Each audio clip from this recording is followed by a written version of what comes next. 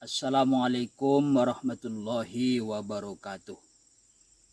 Alhamdulillah wa syukurillah wassalatu wassalamu ala rasulillah wa ala alihi wa sahbihi ajma'in, amma ba'd.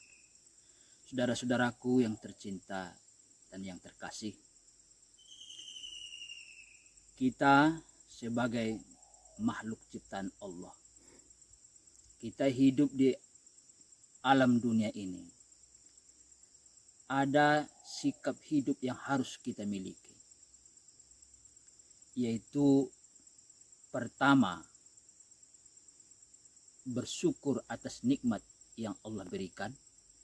Yang kedua, kita harus bersabar dengan segala ujian dan cobaan yang Allah berikan kepada kita. Sebagai seorang muslim, yang pertama kita harus bersyukur dengan nikmat yang Allah berikan kepada kita. Walaupun kita merasa kita dalam keadaan susah, sulit, seperti keadaan sekarang ini, tapi kita sebagai seorang muslim tetap bersyukur dengan semua karunia dan nikmat yang diberikannya kepada kita. Mungkin keadaan kita yang seperti ini kita merasa kurang baik, tapi dalam pandangan Allah Subhanahu wa taala, mungkin keadaan seperti inilah yang baik bagi kita. Di dalam Al-Quran, Allah Subhanahu wa ta'ala menjelaskan,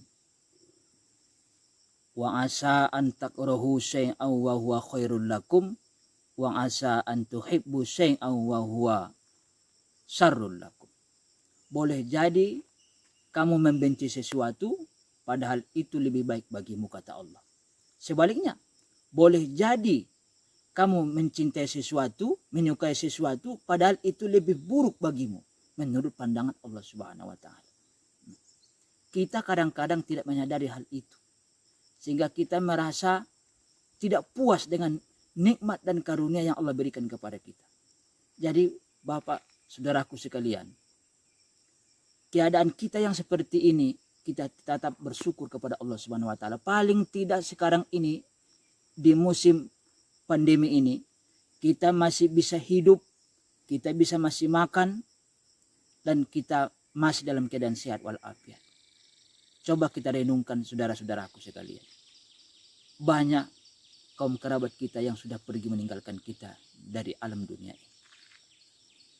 Kalau masalah rezeki, tidak perlu khawatir, tidak perlu cemas, karena Allah Subhanahu wa taala pasti akan menanggung rezeki semua makhluknya yang hidup di alam ini. Selama kita masih hidup, selama itu Allah Subhanahu wa taala pasti akan memberikan rezeki kepada kita. Yakin dan percayalah itu.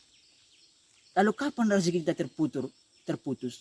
Ketika kita sudah tidak ada lagi atau sudah meninggal, barulah rezeki kita terputus.